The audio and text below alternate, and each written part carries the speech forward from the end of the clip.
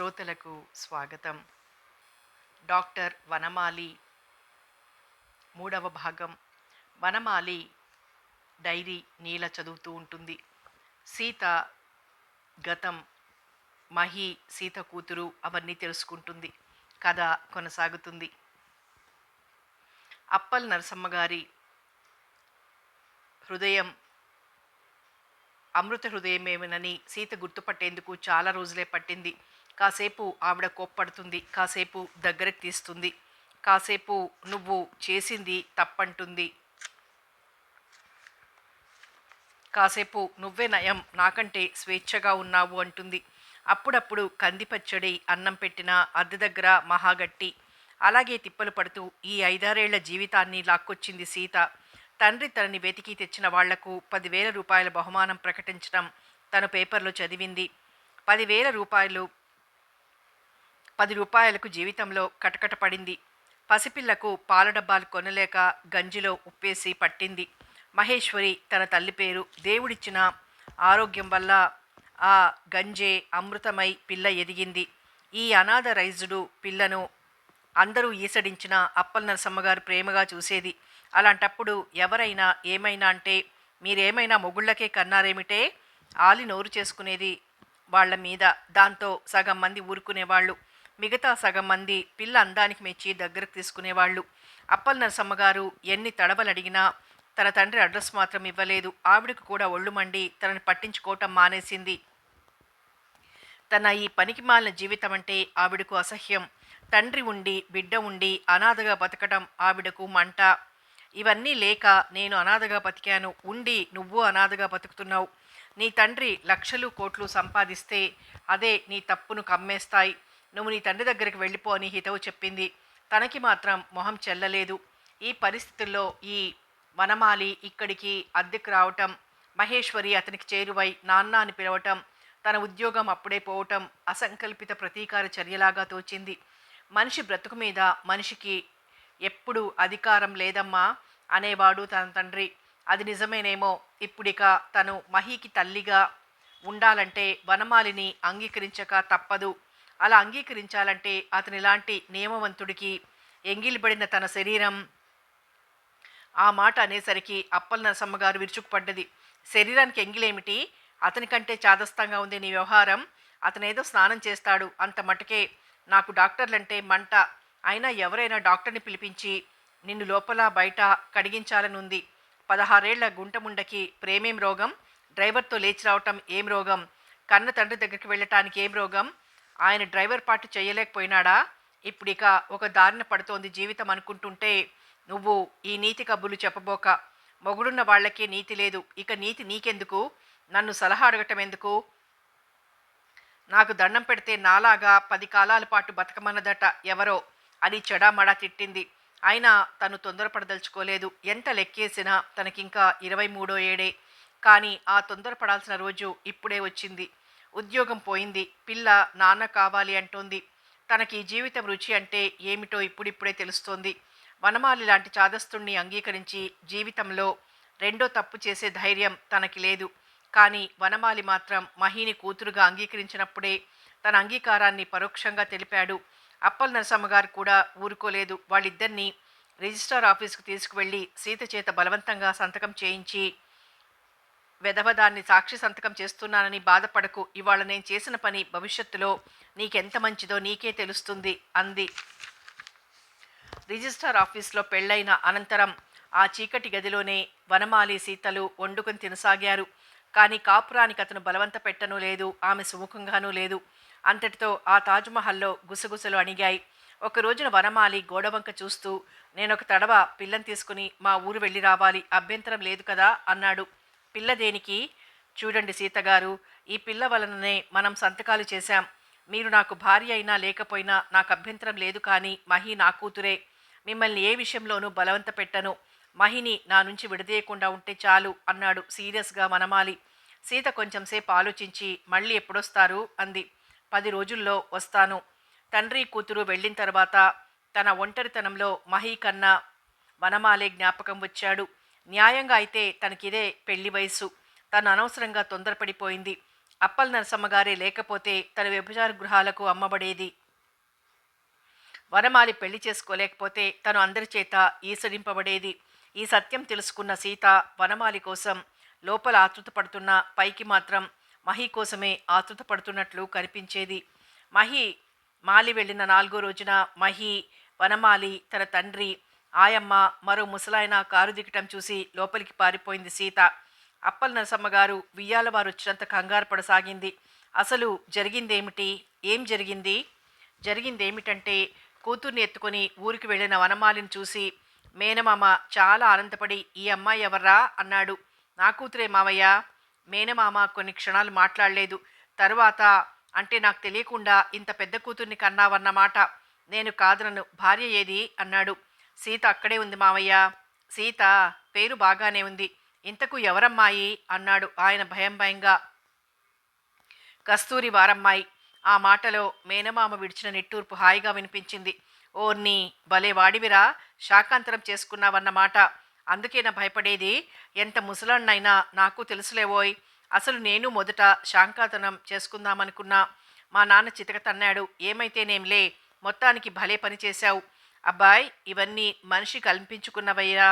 మనిద్దరం 2 రకాల వైద్యాలకు ప్రతినిధులం. నేను మేనమామను కాకపోయినానా, నువ్వు మేనల్లుడివి కాకపోయినావా అన్నాడు పిల్లకేసి ఆనందంగా చూస్తూ. ఈ తాతయ్య ఎవరు నాన్నా అంది మహి. ఆ మాటకు ముసలాయన 10 నిమిషాలు పగలబడి నవ్వి ఆనందం పట్టలేక పిల్లనెత్తుకుని ముద్దులు పెట్టుకోసాగాడు. ఇక్కడికి ఒక సమస్య తీరిందనుకున్నాడు వనమాలి. సీత పెట్లో నుంచి మహి తస్కరించిన ఫోటో, దాని వెనకనున్న అడ్రస్సు, మహి మా అమ్మకి నాన్న ఉన్నాడు, నాన్నాయ్ అన్నమాట అతనికి గుర్తుకొచ్చి నవ్వుకున్నారు. నిజానికి మహి కోసం, సీత కోసమే తను పెళ్లి చేసుకున్నాడు. సీత తండ్రి లక్ష్మీనారాయణ గారి డబ్బు కోసం మాత్రం కాదు. మేనమామ ఎట్లా అయినా మామగారి దగ్గరకు పంపాలి. అప్పటి వరకు నిజానికి సీత తన భార్య కాదు. తను ఈ వృద్ధులందరినీ భ్రమలో ఉంచితేనే వాళ్ళు ఆనందంగా ఉంటారు. పెట్టి తీసి మామగారి ఫోటో బయటకు తీసి మేనమామకు ఇస్తూ, ఒక్క తడవ నువ్వు ఈయన దగ్గరికి వెళ్ళి రావాలి మామయ్య. ఆయన కూడా కన్విన్స్ అయితే తప్ప నాకు సగం బాధ్యత తగ్గుతుంది. ఈయన వీడు లక్ష్మీనారాయణ కదూ, వీడి కూతున్న నువ్వు పెళ్లి చేసుకుంది. ఓరి ఓరి, వీడు చాలా ఫార్వర్డు. మీ అత్తగారు శాకాంతరమే. ఇందాకటి నుంచి ఆలోచిస్తున్నాను ఈ పిల్లని ఎక్కడ చూశానా అని. అచ్చు మహేశ్వరమ్మ పోలికల్లో ఉంది. నా పేరు మహేశ్వరి అంది సీరియస్గా మహి, అమ్మ తగిలించినందుకు ఉడుక్కుంటూ. అయితే ఇంకేం, అత్తగారి పేరే పెట్టుకున్నావన్నమాట. అసలు మీ అత్తగారికి పిల్లలు పుట్టకపోతే నేనే నయ్యా మందిచ్చింది, అప్పుడు మీ ఆవిడ పుట్టింది అన్నాడు. అయితే మావయ్య, నువ్వు ఆయన్ని ఎరుగుదువా అన్నాడు వనమాలి సంతోషాన్ని అణుచుకుంటూ. ఎరక్కపోవటమేమిటి? వాడిది గడ్డిపాడు. ఇప్పుడు ఆ ఊరిని గడ్డిపాడంటే మీ మావే కరుస్తాడు. ఆ ఊరు విలువిద్యకు ప్రసిద్ధి. 20వ శతాబ్దంలో కూడా ఆ ఊళ్ళో ఆ విద్య ఇంకా ఉంది. మీ మామగారు చాలా సంపన్నుడోయ్, తెగ సంపాదించాడనుకో. నాకు తెలిసినంత వరకు కోటికి పైమాటే. నైజాం పరిపాలనా కాలంలోనే హైదరాబాద్ చేరి ఇంకా పెంచారు. అయితే ఇప్పుడు నువ్వు కోటీశ్వరుడు అన్నమాట. అయితే మరిచాను, ఆయనకు కూడా తెలియకుండా చేసుకున్నారేమిటి? నన్ను గురించి శాఖాభేదం కాస్త భయపడ్డావనుకో. మీ మామగారికి అవేమీ లేవే, నిక్షేపంగా పెళ్లి చేసుండేవాడు అన్నాడు అనుమానంగా చూస్తూ రామశాస్త్రి. ఆయన పిచ్చికి, మానసిక రోగాలకి కూడా మందిస్తాడు. అందుచేత తన మనసు కూడా ఎక్కడ చదువుతాడో అని వనమాలి భయపడి, అదో కదలే మావయ్య, ముందు నాకు పిల్లకు కాస్త ప్రసాదం పెట్టి ఏర్పాటు చేయించు. ఆ మాటతో ముసలాయన వంటింట్లోకి వెళ్ళి వంట చేస్తున్న ఒక బిగత కేసినితో తొందరగా కానివ్వమని చెప్పొచ్చాడు. ఈలోగా వనమాలి కథ ఆలోచించేశాడు. ఏమిటో ఈ కథ అన్నాడు తుండుగుడ్డ భుజాన వేసుకుంటూ. మహి తండ్రిని మార్చి తాతను మార్చి తండ్రిని చూస్తోంది. మహి మాటల పోగు. తను చెప్పుకున్న కథంతా అబద్ధమని చెప్పినా చెప్పగలదు. అందుకని చూడమ్మా, ఆవు దూడల దగ్గర ఆడుకో, పెద్దవాళ్ళు మాట్లాడుకుంటుంటే వినకూడదు అని పంపేశాడు. అసలు ఆ పిల్లకు ఆ చీకటి గుహలో నుంచి ఈ పచ్చని పల్లెటూరికి రావటం, ఈ ఎత్తు అరుగులు, ఆవు దూడలు, మామిడి చెట్టు మీద చిలకలు రమ్మని పిలుస్తున్నాయి. బాణంలా పరిగెత్తుకుని వెళ్ళింది. వనమాలి కథను మొదలుపెట్టాడు. అది కథేనని తనకు తెలుసు. అయినా తప్పదు. పొరపాటున వీళ్ళమ్మతో స్నేహం కలిసింది మావయ్య. స్నేహం అంటే అర్థమైంది లేవయ్యా. వయసులో ఉన్నవాళ్ళు మడికట్టుకుంటారట, కానీ పెళ్లి చేసుకున్నావు కదా. పిల్లను కూడా కంటివాయే. ఇక ఇప్పుడు నసగటం ఎందుకు? అప్పుడే 5 ఏళ్లు దాటిపోయే. ఇప్పుడు నసగెందుకు గాని అమ్మాయిని తీసుకురాకపోయావా? ఇది పల్లెటూరు కదా! నీకు చెప్పకుండా నేను ఏ పని చెయ్యకపోతిని అందుకని. నాకు చెప్పకపోతే పోయావు గాని లక్ష్మీనారాయణ కూతుర్ని చేసుకోవటం మహా గొప్ప పనోయ్. ఇప్పుడింతకు నీ గొడవేమిటి? మీ ఇద్దరికీ పడటం లేదా? అదేం లేదు మావయ్య. నువ్వు కాస్త రేపు బయలుదేరి హైదరాబాద్ వెళ్ళి మా మామగారితో కాస్త విషయం చెప్పి ఒప్పించు. కూతురు కనబడి 5-6 ఏళ్ళైందని నసిగితే నీ దగ్గర నా దగ్గర సురక్షితంగా ఉందని చెప్పు. మళ్ళీ నా దగ్గరెందుకు లేవోయ్, నీ దగ్గరే ఉందని చెప్తాను. నాకు పెద్ద కుతూహలం లేదు కానీ మీ మామగారు అడిగితే ఏం చెప్పాలో అది కూడా చెప్పు అన్నాడు అసాధ్యుడైన మేనమామ. ఏముంది చెప్పేటందుకు? నేనప్పుడు హైదరాబాద్ వెళ్ళాను. ఈ అమ్మాయి వానలో తడుస్తూ కనిపించింది. టాక్సీలో ఎక్కించుకుని హోటల్కి తీసుకొచ్చాను. తర్వాత మావయ్య, సరి సరి, ఆ కాస్త పని అయిపోయిన తర్వాత ఆడపిల్లని అన్యాయం చేయకూడదనుకున్నావు. ఆ పిల్ల తండ్రికి భయపడి ఉంటుంది. కనీసం ఉత్తరమైనా రాశారా? రాసుండరులే. ఒరే, నా అనుభవం కొద్దీ నీ మొహం చూసి చెప్తున్నాను.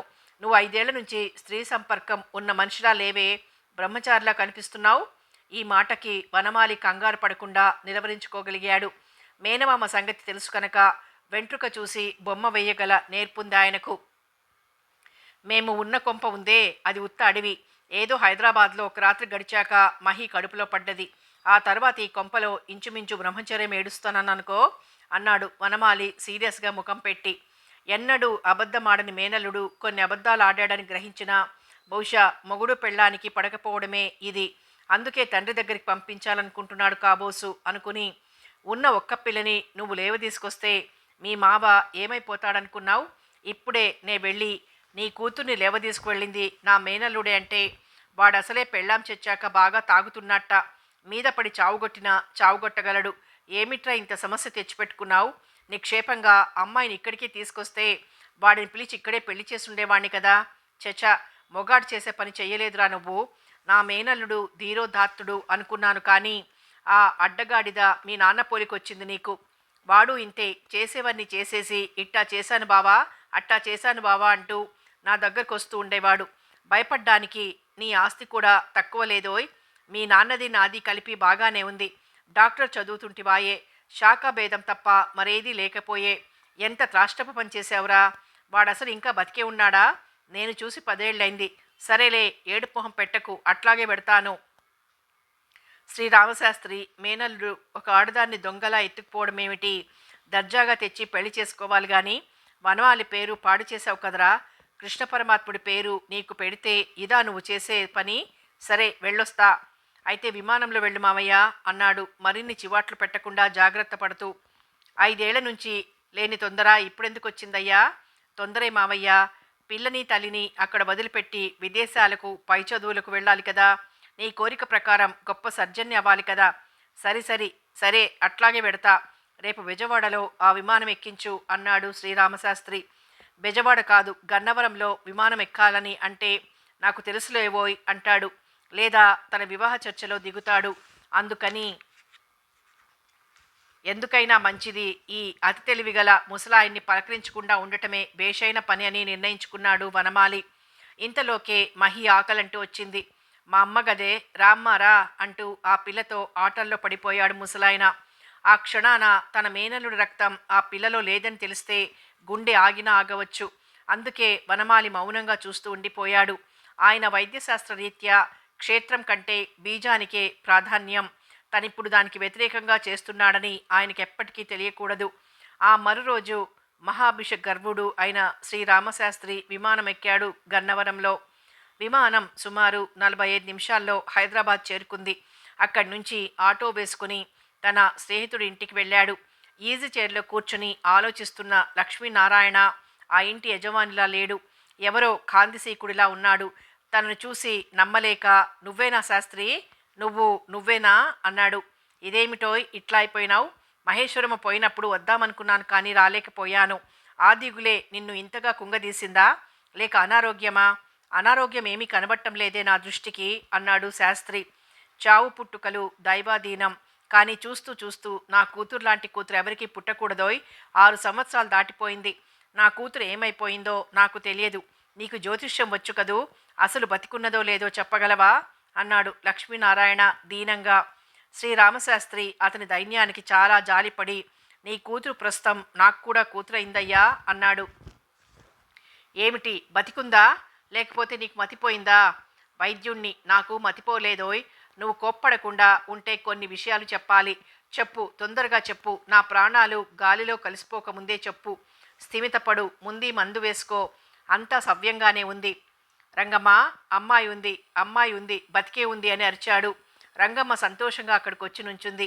ఈ వయస్సులో మనం కంగారుని కంట్రోల్ చేసుకోవాలయ్యా.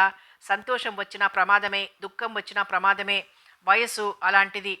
నా మేనల్లుడిని ఎరుగుదువు కదూ. అతను మీ అమ్మాయి ప్రేమించి పెళ్లి చేసుకున్నారట. నాకు నిన్ననే తెలిసింది. మీ ఆవిడ పోలికలతో వాళ్లకు 5 ఏళ్ల కూతురు కూడా ఉంది. నీకు చెప్పనందుకు, నాకు చెప్పనందుకు వాళ్ళిద్దరూ భయపడి దాక్కున్నారు. ఇది నాకు తెలిసిన వార్త. అరే అరే రంగమ్మగారు, ఏమిటి వీడిట్లా పడిపోతున్నాడు? ఏవి, కాసిన నీళ్ళు ఇలా తీసుకురండి. 4 నిమిషాల్లో లక్ష్మీనారాయణ గారు తేరుకున్నారు. ఇది కల కాదని నిజమని ఆయన తెలుసుకున్నారు. ఎదురుగుండా శ్రీరామశాస్త్రి తనకు శైత్యోపచారాలు చేస్తూ బ్రహ్మఋషిలాగా కూర్చుని ఉన్నాడు. ఆయన కళ్ళు విప్పడం చూసి, పంతులు, ఎంత పిచ్చివాడవురా, శుభవార్త తీసుకొస్తే ఇలా అయిపోతారా ఎవరన్నా అన్నాడు శ్రీరామశాస్త్రి. శుభవార్త అయితే నేను అనుకున్నదంతా తప్పే, తనలో తనే గొణుక్కున్నట్లుగా అన్నాడు లక్ష్మీనారాయణ. నువ్వేమనుకున్నావో నాకు తెలియదు కానీ, ఆమె ఏం చేసిందో అది తెలియదు కానీ, ఇప్పుడు మాత్రం ఆమె నా మేనలుడి భార్య. వాళ్ళ అమ్మాయి పేరు నీ భార్య పేరే. ఒరేయ్ తాత, ఇంకెందుకు ఆలోచిస్తావు? గతం గతః, మర్చిపో అన్నీను. బాహ్యంగా కనిపిస్తున్న దానికే మనం ప్రాధాన్యం ఇవ్వాలిరా. అంతరంగికమైన కొన్నింటిని వదిలిపెట్టేయాలి.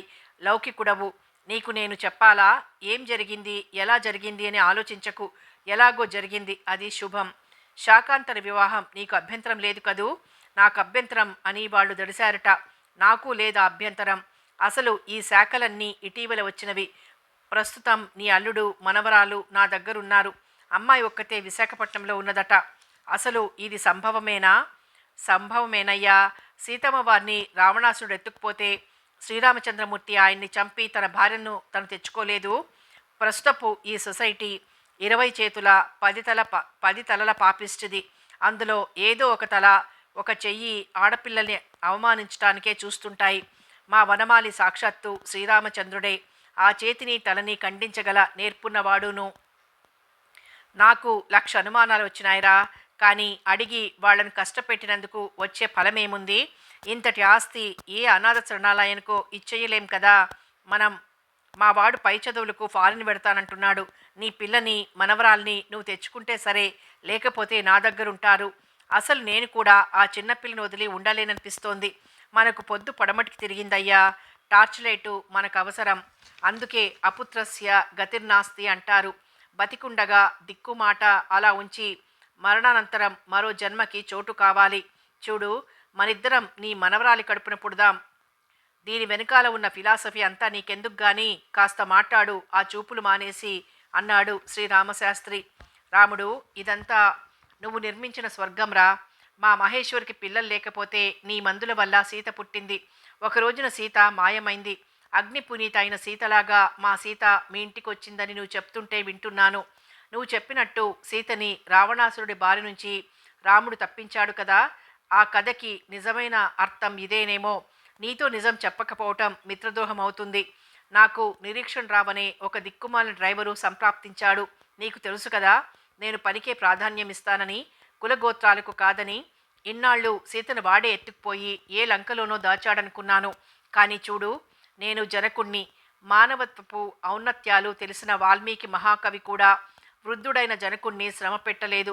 కానీ ఆ జనకుడు కూడా నాలాగా కుమిలిపోయి ఉండొచ్చును, మింగలేక కక్కలేక. నేనిక్కడ అందరికీ మా అమ్మాయి గురించి చెప్పలేక మొహం చాటేస్తున్నాను. నాకు శ్రీరాముడు లాంటి అల్లుడు దొరికాడని తెలుసుకుని ఆనందం పట్టలేకుండా ఉన్నాన్రా రాముడు. ఎప్పుడైతేనేం మా సీతను కూడా రావణాసుడు ఎత్తుకుపోయాడు, అంత మటుకు నిజమే. రాముడు రక్షించాడు, అది నిజమే. కాస్త ముందు వెనకలు అంతే. ఇంత మటుకు నేను జీవించి ఉండినందుకు ఫలితం ఆ మనవరాలు అన్నాడు లక్ష్మీనారాయణ. చూడు నారాయణ, మనిద్దరం కాసేపు చిన్నప్పటి నుంచి జరిగినవి మర్చిపోయి చిన్న పిల్లలమే అనుకుని మాట్లాడుకుందాం. వయస్సు అనేది చాలా చెడ్డది. అది తప్పులు చేస్తుంది, ఒప్పులు చేస్తుంది. కవిత్వం రాస్తుంది, ఖూనీ చేస్తుంది, లేచిపోతుంది, తిరిగొస్తుంది, పతనమవుతుంది, పవిత్రత నిలుపుకుంటుంది. నీకు నాకు సర్వం తెలుసని వాళ్లకు తెలియనియొద్దు. రంగమ్మ గారు, మీరు వింటున్నారు కదా. అమ్మాయిని గాని అల్లుణ్ణి గాని ఏ ప్రశ్నలు వెయ్యొద్దు. ఆ నిరీక్షణరావు బారి నుంచి మావాడు రక్షించి ఉంటాడు. ఆ సంగతి నాకు చెప్పకపోయినా గ్రహించాను. ఎవడో రావణాసురుడు పాలిట పిల్ల పడ్డదని. అదడిగి ఇప్పుడు చిన్నబుచ్చటం మనకి శ్రేయస్కరం కాదు. స్త్రీదేముందిరా, క్షేత్రం. ప్రస్తుతం బీజాలు కూడా శాస్త్రజ్ఞుల చేతుల్లో మారిపోతున్నాయి. కనుక నేను గ్రహించిన సంగతి, నువ్వు ఎంక్వైరీ చేసిన సంగతి, లోకుల దృష్టిలో ఈ పతనగాథ ఎన్నటికీ బయటపెట్టకు. నువ్వు చెప్పాల్సిందొక్కటే, అమ్మాయి అల్లుడు శాఖాంతర వివాహానికి భయపడి నీకు కబురు అందచెయ్యలేదని. దాంతో నీ డబ్బు ఎన్ని తప్పులైనా కప్పివేస్తుంది. కనుక నువ్వు నా వెంట బయలుదేరరా. వనమాలిని పిల్లని వెంటబెట్టుకొని విశాఖపట్నం వెళ్ళి సీతను తీసుకొద్దాం. నీ ఇంటికి గాని నా ఇంటికి గాని. ఇంతకు మించి మనం ఇప్పుడు కడుపు చించుకుంటే కాళ్ల మీద పడుతుంది. నీ జాతకం నే చూశానోయ్. ఈ 6 ఏళ్ళు రాహువు నీకీ మనస్తాపాన్ని కలిగించకపోతే ఇప్పుడు ఇంతటి శుభం జరుగుండేది కాదు. పరిస్థితి ఇంకా తీవ్రంగా ఉండేది. నీకన్నా డబ్బున్న వాడి కొడుక్కి నువ్వు పిల్లని ఇచ్చి ఉండేవాడివి. చూస్తున్నాగా ఈనాటి యువకుల వరుస. తండ్రి ఆస్తన్నా కావాలి, లేదా మావగారిచ్చే కట్నమన్నా కావాలి. అది ఎందుకంటావు? తాగటానికి, వ్యభిచారం చేయడానికిను. నీ కూతురు జాతకం వస్తూ విమానంలో చూశాను. ఆ అమ్మాయికి జీవితపు ప్రథమయానంలో కొన్ని వక్రరేఖల వల్ల అవమానం జరిగి తీరాలి. బహుశా అది జరుగుంటుంది. తర్వాతనే మా వాడు నీ అల్లుడై ఉంటాడు. సరే సరే, ఇక బయలుదేరదాం. చెప్పానుగా, ఈ విషయం మనకు తెలిసినట్టెక్కడా బయటికి పొక్కకూడదు. ఏమన్నా కాస్త ప్రసాదం పెట్టిస్తావా, లేక ఇలాగే కూర్చుందామా? నేను ఆకలికి ఆగలేనురా. రాముడు, నువ్వు దేవుడివిరా. అవునోయ్, పెద్ద బిజినెస్ చేస్తున్నప్పుడు దేవుడు ఎందుకు జ్ఞాపకం వస్తాడు? అంతా పురుష ప్రయత్నమేనని నువ్వు వాదిస్తూ ఉండేవాడివి. కష్ట సమయంలోనే దేవుడు జ్ఞాపకం వస్తాడు. అయినా రాముడు దేవుడేమో కానీ నేను దేవుణ్ణి కాదురా. అందుచేత నువ్వన్నమాట శ్రీరామార్పణం. రాముడెప్పుడు దేవుడేరా. ఆ దైవత్వం నీలో ఉంది కనుకనే నువ్వు నా కూతుర్ని నీ బిడ్డ అనుకున్నావు. ఇవాళ ఉదయమే నేను నీ దగ్గరకు వచ్చి ఏడుద్దామనుకున్నాను. కారు డ్రైవ్ చేసే ఓపిక లేదు. అప్పటినుంచి డ్రైవర్ని పెట్టలేదు. రంగమ్మ, భోజనం ఏర్పాటు చేయి, ఇద్దరం వస్తున్నాం. రాముడు, నీకేమన్నా అనుష్ఠానాలున్నాయా అన్నాడు ఉత్సాహంగా లక్ష్మీనారాయణ గారు. మరాఠీ వాళ్ళన్నట్లు మొదట పొట్టోబా, తర్వాత బిటోబా. అక్కడికక్కడే నేను మహా నైవేద్యం పూర్తి చేస్తాలే. మనం వెంటనే బయలుదేరితే తెల్లారేసరికి మా ఊరెళ్ళొచ్చు. అక్కడ నీ మనవరాల్ని అల్లుడిని తీసుకుని విశాఖపట్నం వెడదాం. అయినా మరోసారి అడుగుతున్నాను, నా మేనల్లుడు లక్షాధికారే గాని కోటేశ్వరుడు కాదు. నా పోలిక, మా చెల్లెలి పోలిక వచ్చింది కనుక కాస్త అందంగానే అఘోరిస్తాడు. ఎంబీబీఎస్ పాస్ అయి హౌస్ సర్జన్ పూర్తి చేశాడు. ఇప్పుడు ఎంఎస్, ఇంకా పై చదువులకు విదేశాలకు వెళ్ళాలనుకుంటున్నాడు. ఇప్పుడు చెప్పు, నీకెట్టి అభ్యంతరం లేదు కదా? ఎంత మాట అన్నావురా రాముడు. నువ్వు కనుక ఊరుకున్నా ఇంకోళ్ళైతే ఎడాపెడా వాయించేవాణ్ణి అన్నాడు లక్ష్మీనారాయణ హుషారుగా. ఒరేయ్, నిజం చెప్పనా? నేను ఇక్కడికి వచ్చే ముందు నువ్వు చావగొడతామని కూడా భయపడ్డా. ఈ వయసులో మనిద్దరం కుస్తీ పట్టడం బాగుండదు. చూడు, కావాలంటే ఇప్పుడే ఓ దెబ్బేసి కక్ష తీర్చుకో. నియోగపు వాడు ముట్టుకుంటే స్నానం చేయాలి అన్నాడు నవ్వుతూ రామశాస్త్రి. ఏడ్చావు. రేపటి నుంచి మా అమ్మాయి చేతి అన్నం తినవా ఏమిటి? అయినా వైదికికి ఇంత పొగరుండకూడదురా. ఓరి ఓరి, పొగరుండేదే వైదిక్కిరా నాయనా. మా మేనల్లుడు వెదవగోత్రం కౌశికస. వాడిలో ఇంత శాంతం ఎట్లా వచ్చిందో నాకు అర్థం కావటం లేదు. బహుశా నా పోలిక అనుకుంటాను. కౌశికస గోత్రపు గాడిదలకు మహా పొగరెక్కువరా. పోరా భరద్వాజ పక్షి, నువ్వెంత మహా వైద్యుడివైతే మాత్రం, పోయే ప్రాణాల్ని ఎంత నిలిపితే మాత్రం నాకేమిటోయ్ నీ ఎక్కువ. నువ్వు నాకు ఇప్పటికీ జామకాయలు కోసే రామిగాడివి. పద, భోజనం చేద్దాం. ఇంత మంచి శుభవార్త చెప్పినందుకు నిన్ను తేనెలో స్నానం చేయించాలిరా. అది ఒక వైద్యమేనోయ్. కుష్ఠవ్యాధికి బహిరంగ వైద్యం. తేనె రాచి చీమల చేత కరిపించటం. ఆ చీమలు ఈ కుష్ఠుపుళ్ళు మొత్తం తినేస్తాయి. స్పర్శ జ్ఞానం ఉండదు కనుక రోగికి బాధ ఉండదు. తరువాత లోపలికి మంది ఇవ్వాలనుకో. ఓరిని, ఎంత అర్థం తీసావురా రాముడు. బంగారపు బస్తాలా ఉన్న నీకు ఏ రోగము లేదులేవోయ్. అయినా మకర ధ్వజాలు, పూర్ణ చంద్రోదయాలు మింగుతూనే ఉంటావుగా. మరదలు చనిపోయిన తర్వాత నువ్వు మడిగట్టుకున్నావంటే ఏది చూడు, నేను మాత్రం నమ్మను. నమ్మమని ఎవరన్నారోయ్? నా దారిలో నేను, నీ దారిలో నువ్వు సుఖాలు అనుభవిస్తూనే ఉన్నాం. ఇప్పుడు మనగోలు ఎందుకు గాని, నువ్వు బాగా తాగుతున్నావని విన్నాను. తాగక చావమంటావట్రా? అయినా మీ ఆయుర్వేదంలో తాగుడికి నిషేధం లేదుగా? లేదు గాని ఏదైనా మితిమించితే ప్రమాదం. ఆఖరికి భోజనమైనా సరే రుచిగా ఉన్నాయని మినుములు పోసినట్టు తింటే అది అనారోగ్యకరమే. అన్నం పరబ్రహ్మ స్వరూపం ఎట్లా అయిందో ప్రాణఘాతకం కూడా అలాగే అవుతుంది. అవతల రంగమ్మ గారు వడ్డించినట్లున్నారు, పోదాం పదా అన్నాడు శ్రీరామశాస్త్రి. వృద్ధులైన ఆ మిత్రులిద్దరూ శివనారాయణులాగా రంగమ్మ కంటికి కనబడ్డారు. అర్ధరాత్రి దాటిన అనంతరం ఒక కారు సీత పేర రిజిస్టర్ చేయించి కారు అల్లుడు నరసింహం పెట్టుకోవటానికి లేదా పై చదువులు చదవటానికి కావలసిన డబ్బుతో శ్రీరామశాస్త్రితో సహా విజయవాడ వైపు దూసుకుపోయింది. డ్రైవరు లక్ష్మీనారాయణే. ఇప్పుడు ఆయనలో ఆనందం వల్ల శక్తి వచ్చింది. చుట్టూ ప్రపంచం అందంగా మధురంగా జీవన మకరందంలా ఆ వృద్ధులైన మిత్రులిద్దరికీ తోచింది. తెల్లవారేసరికి వాళ్ళిద్దరూ రామశాస్త్రి ఊరైన కపిలేశ్వరపురం చేరారు. కారు చూసిన మహి సంతోషం పట్టలేక, తాతయ్య వచ్చాడు రా నాన్న అంటూ గంతులు వేయసాగింది. లక్ష్మీనారాయణ పిల్లవంక నిదానంగా చూస్తుండగా వనమాలి ప్రవేశించి మావగారికి మేనమామకు పాదాభివందనం చేశాడు. అందరికీ సీత సంగతి తెలిసినా తెలియనట్టే నటించారు. నీల అంతవరకు డైరీ చదివి డాక్టర్ వనమాలి వంక చూసింది. ఆయన తదేక దృష్టితో పుర్రె వంక చూస్తున్నారు. ఆ పుర్రె ఎవరిదైనా ఆమెకు అభ్యంతరం లేకపోయేది. అది తన సవతి సీతమ్మది అవటం ఆమెకు పచ్చి వెలక్కాయ గొంతున పడ్డట్టయింది. అయినా ఇదేం ప్రేమ? చచ్చిపోయినాక పుర్రెను దాచుకొని దాని వంక చూస్తూ కూర్చోటం చాలా చిరాగ్గా అనిపించింది నీలకు. డాక్టర్ల ఇళ్లలో పుర్రెలు అస్థిపంజరాలు మామూలే, కానీ ఇది తన సవితి సీతమ్మ పుర్రె. ఆ పుర్రె స్థానంలో అందమైన సీతమ్మ ముఖం కనిపించి కెవ్వుమని కేక వేసింది నీల. ఏమైంది? ఆతృతగా దగ్గరికొచ్చాడు వనమాలి. ఏమీ కాలేదు. మరెందుక కెవ్వమన్నావు? డ్రాయింగ్ రూమ్లో ఎవరైనా ఆర్ట్ పీసెస్ పెట్టుకుంటారు, పుర్రెల్ని కపాలాల్ని పెట్టుకోరు అన్నది. నా ప్రాణానికి ఈ పుర్రె కన్నా ఆర్ట్ పీస్ లేదు. ఇప్పుడా గుంటలు పడ్డ చోట చాలా అందమైన 2 కళ్ళు, సొగసైన ముక్కు ఉండేది. భయంకరంగా కనిపిస్తున్న ఆ పళ్ళని ఆచ్ఛాదించి కమలా పలుపు తొనల్లాంటి 2 పెదవులుండేవి ఈ పళ్ళు. అప్పుడు ముత్యాల్లా మెరిసేవి. చర్మరహితమైన ఆ తల మీద ఒకప్పుడు ఎండలో ఇంద్రధనుస్సును వేలార్చే చక్కని జుట్టుండేది. ఇవన్నీ కలిపి సౌందర్యంతో కూడిన ఒక స్త్రీ రూపం నాతో చాలా రోజులు కాపురం చేసింది. ఇప్పుడు ఆమె లేకపోవచ్చు. ఆమె శరీరంలోని దైన ఈ కపాలం నాకు చాలా ప్రియమైనది. క్షణక్షణం జీవితపు విలువల్ని గుర్తు చేస్తూ ఉంటుంది. చివరకు మిగిలేది ఇదే మనిషి అని హెచ్చరిస్తూ ఉంటుంది. అందుకే నా సహధర్మిణి కపాలాన్ని నేను చూస్తూ ఉంటాను.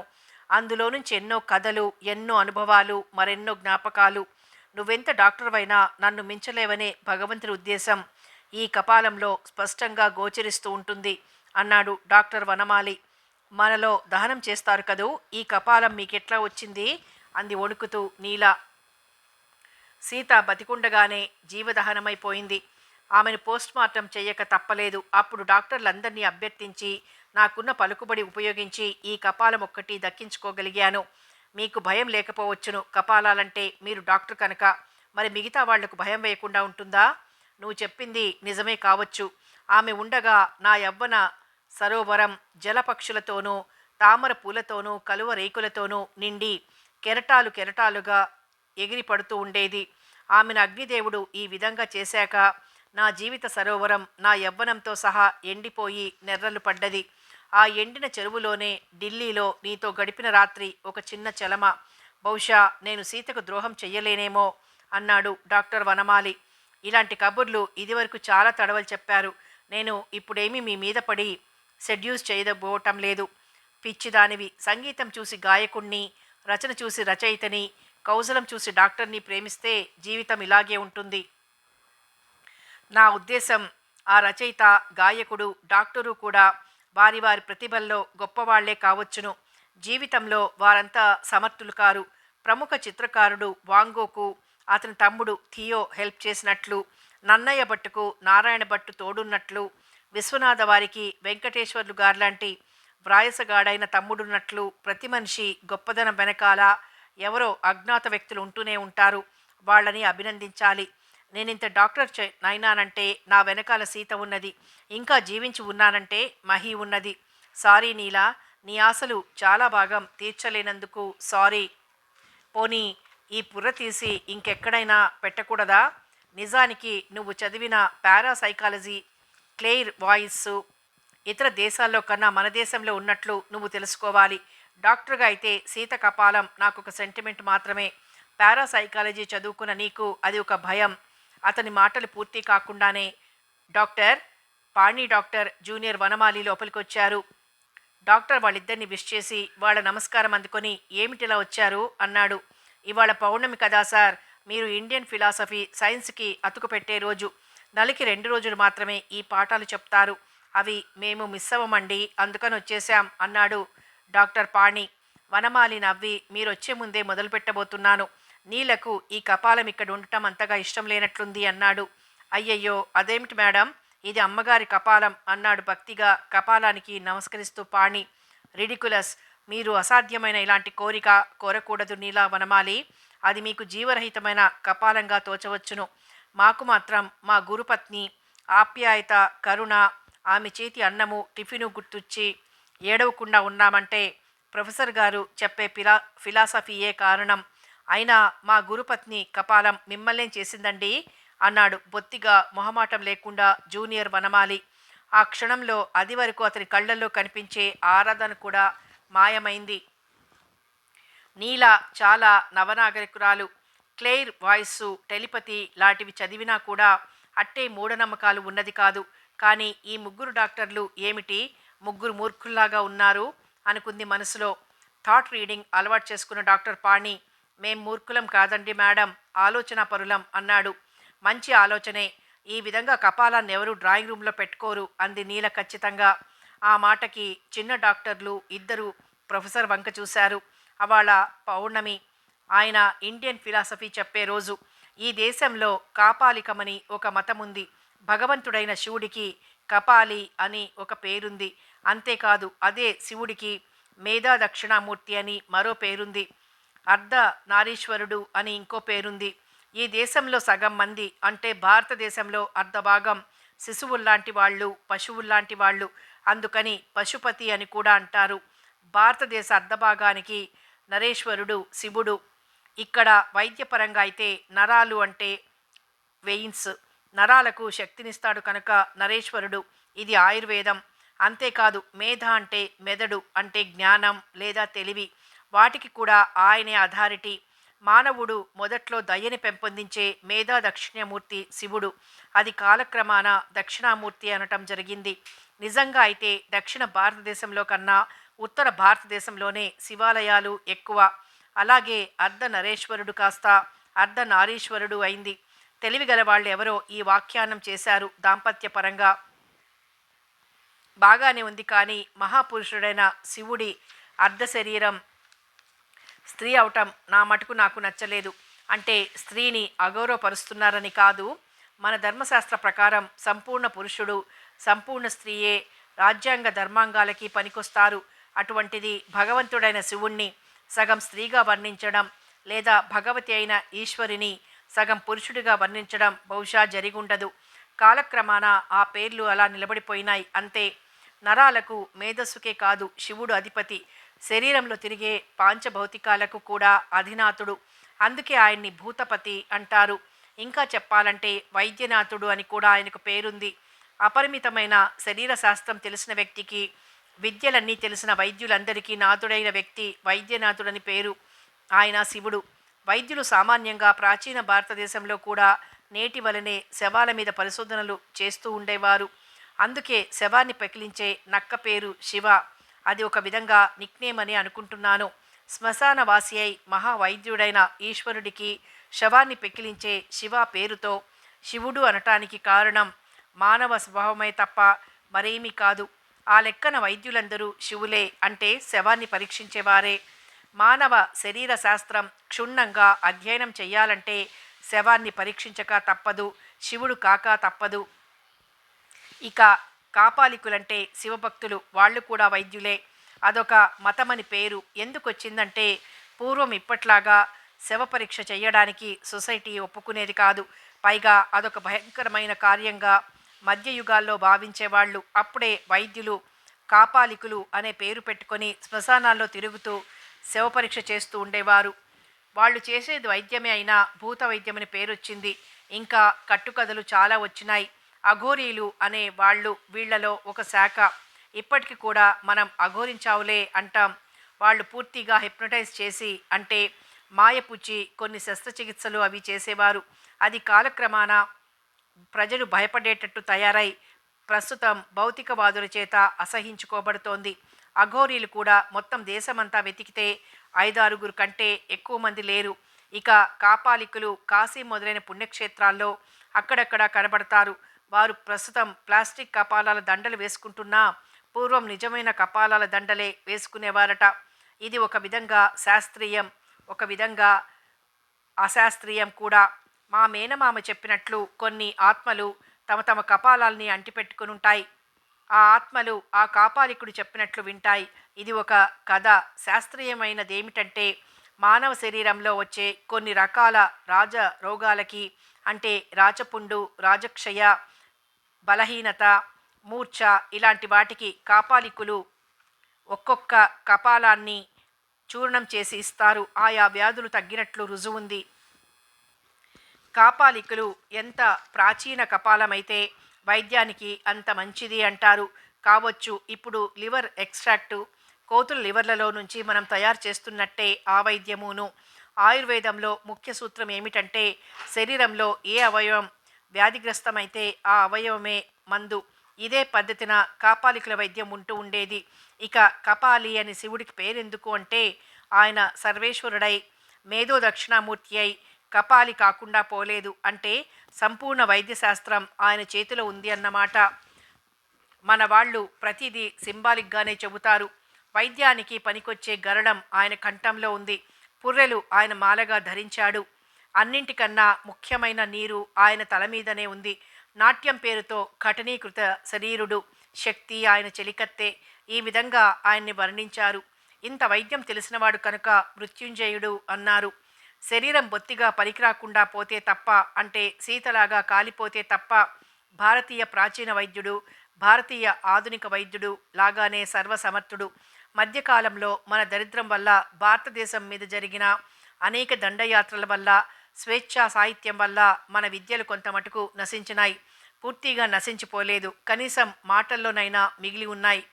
భారతదేశపు గాలి పీలుస్తూ పరాయి దేశపు పాటలు పాడేవారికి ఇవన్నీ వెగటుగా కనిపించవచ్చును.